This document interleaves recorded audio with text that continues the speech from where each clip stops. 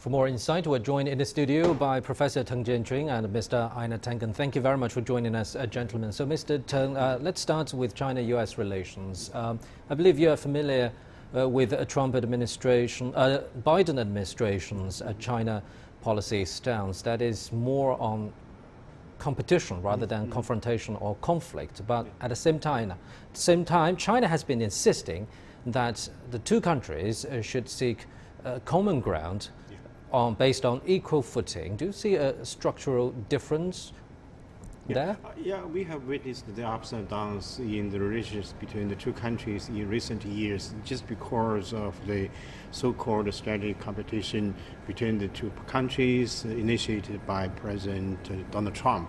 And since then, the relations between the two sides have been not so good.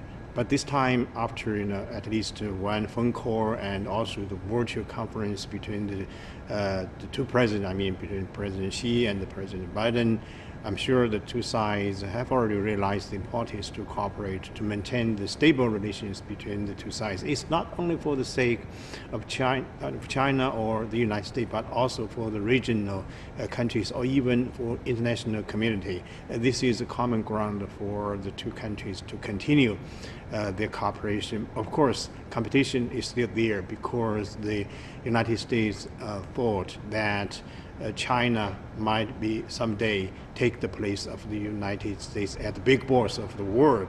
So the logic by the U.S. is that from now on, the United States should stop, suspend the fast development of China. This is only a Cold War thinking or mentality. I don't think the United States can make it by use the military airlines, by use the trade, tariffs against China. This is a word of multipolarization in international politics and also a word of globalization in economy. So we should cooperate and to avoid any escalation for tension between the two countries in regional affairs and in bilateral issues. But so do you believe that there will be more provocations from the Biden administration on many red lines concerned by China, for example, Xinjiang, human rights, and even Taiwan? I'm sure the Biden administration would like to manipulate the so-called human rights or democracy in China.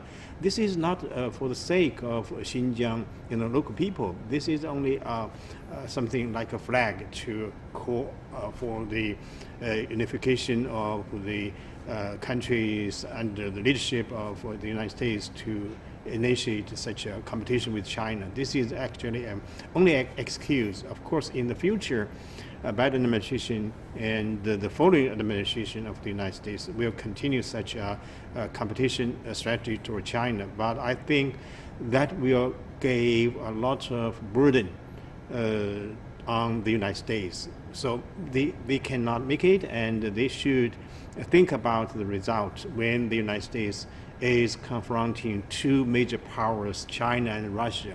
Can the United States afford such a price, and can the United States make it? This is really a simple question for any decision makers in the United States. So, Mr. Tangen, what do you make of President Biden's China policy? Do you think it's the Trump wine in a relatively new bottle? Well, Biden is an old-time politician. He's always put his fingers in the air to see which way the political wind is blowing. He's very, very concerned about the midterms. His popularity is only second and lowest to Donald Trump. So he's going to continue to act politically, and he would love to take away, I think, on a practical basis, the tariffs because of the inflation issue, but he doesn't know how to unwind it. And every day his administration is reacting rather than being statesmanlike. They don't have a clear plan. Even when I talked to high-level officials in the U.S., I said, in 2 years, will China be weaker or stronger versus the United States? In 5 years, in 10 years. In each instance, they say, well, yeah, probably stronger. So the question is begged, if the strategy isn't working, why are they pursuing it? And I put it down to politics. So let's take this question into the U.S. handling of the Taiwan issue. Do you think the Biden administration is trying to make it into a flashpoint in geopolitics to contain China? Well, first off, there's no room for China to compromise on Taiwan. And unfortunately, it's a red line for China. And the U.S. position is that this is just a card in this kind of containment strategy that they're pursuing. The real danger for Taiwan is that the U.S. is trying to make the Taiwanese manufacturers of semiconductors so nervous that they will switch their manufacturing to the U.S. This would, in essence, hollow out the Taiwanese economy, at which point it is perhaps not of great value and could be sacrificed.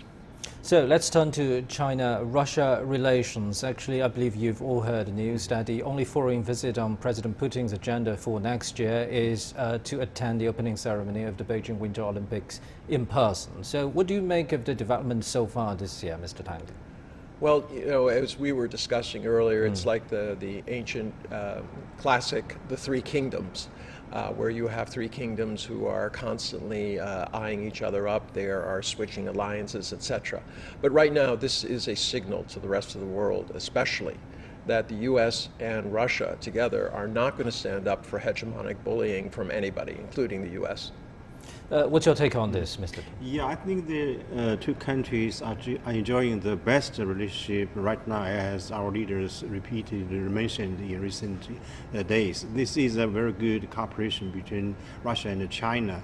And there are a lot of complementarities in bilateral relations at this time, including trade, including security, and also military and high tech. And Putin recently mentioned that Russia will increase the high-tech cooperation with China in the coming years. This is actually a tendency for the cooperation. And regionally speaking, I think the cooperation between the two countries also is a very important stabilizer for peace and stability. If you look at the northeast region, you can see during the Cold War time, this is actually a very important part for the confrontation between two blocs. And even after the ending of the Cold War, the United States planned to initiate two major conflicts in the Korean Peninsula and also in the Middle East. They already initiated several conflict wars in Iraq, in Libya, and in Syria, but not in Korean Peninsula. Why? This is one of the important reasons for the stability in this region is the presence of China and the Russia. This is Russia cooperation. This is a very important part for the two sides to cooperate to maintain the peace and stability. This is also a condition for the domestic development in China and Russia. So I think China and Russia are sharing the same responsibility and also share the same future at this moment. I'm sure in the coming years, the two leaders, the two countries also will continue such a momentum of cooperation to maintain the peace and stability and to enhance the cooperation between the two countries. Thank you very much, Professor Teng Jianqun and Mr. Einar Tangen there.